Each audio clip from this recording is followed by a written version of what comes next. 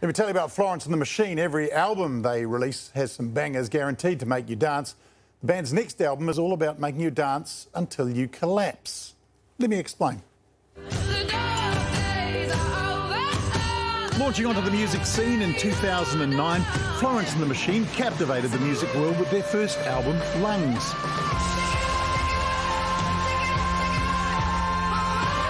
Led by Florench Welch, the band now have 3 #1 albums and 6 Grammy nominations, and they're not done yet.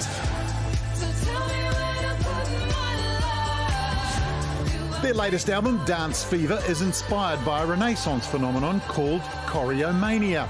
That was where groups of people, sometimes thousands, danced wildly to the point of exhaustion, collapse, and in one case, even death. The tracks are electric, yet poignant. Several music videos for the album were shot in pre-war Ukraine. And joining her in the vid for free is the one and only Bill Nighy.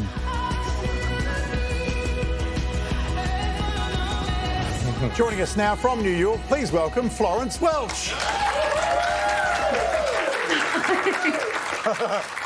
Hi, Florence. Hey, congratulations on the new album. I'm loving the songs I've heard so far. Can you tell us more about this choreomania, though? Sounds very interesting. It is really interesting. A friend told me about it in 2019, and I just went down a rabbit hole with it and became... it was sort of happening all over Europe from, like, I think it was between the 14th and 17th century, and there was especially one that really caught me, which was in Strasbourg, where like 400 women, especially like women, kind of danced themselves to death. And it could have been a virus that came and went, and we just don't have it anymore. It could have been something to do with grain storage and a hallucinogen that was like affecting the grain, or it could have been psychological because of stress. And that's, I find really interesting, you know, that you could go through such a moment of like collective stress that the only reaction would be go out and dance yourself to absolute exhaustion, which I understand that. Wow. Love the new song Free, it's incredible.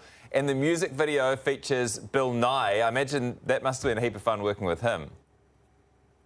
He's such a wonderful human. And so, you know, when he's on the phone, he is an incredible actor. So when he's on the phone the whole time, he was playing my anxiety, like fully. He was like as if he was like a businessman of anxiety, of being like, okay, so we've run through her childhood a couple of times, and now we're going to go through that thing that she said at a party, maybe it was 6 years ago, and she's still wondering if it was weird, and do we need to replay that again a couple of times and wonder if she needs to reach out to that person even though they haven't spoken in 7 years and apologize? Yeah, let's just run that a couple of times.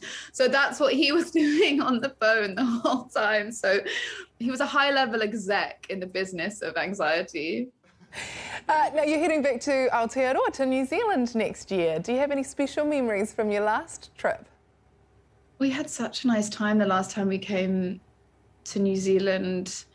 So many of my favourite poets and artists are from New Zealand, and we did like a little bit of island hopping and got to swim in the sea, and yeah, I think me and the whole band are really excited to come back. Now tell me, do you still like to go shopping at local vintage stores when you're on tour? Yeah, that's really always like the first stage outfits were always just from secondhand stores and charity shops around England, and we would go out with our you'd get like a per diem for lunch, and we'd go out and just like come back with just tons of like weird stuff from charity shops and secondhand stores, and like sort of piece it all together with like tape and safety pins, and then be like, yeah, it's done, great. It's been great to talk to you. Ladies and gentlemen, please give it up for Florence and the Machine. Woohoo!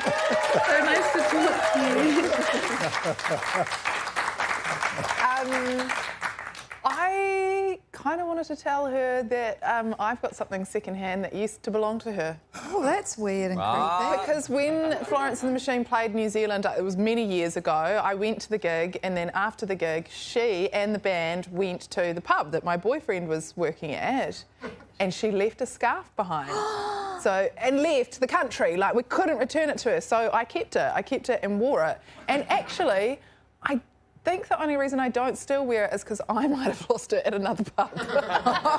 Pretty cool. I know someone who found Kanoa Lloyd's scarf. I've been telling the story ever since. The new album Dance Fever is out on Friday. Florence and the Machine are coming back to Auckland on Tuesday the 21st of March. Now that's not this March just been, it's the March that's coming next year.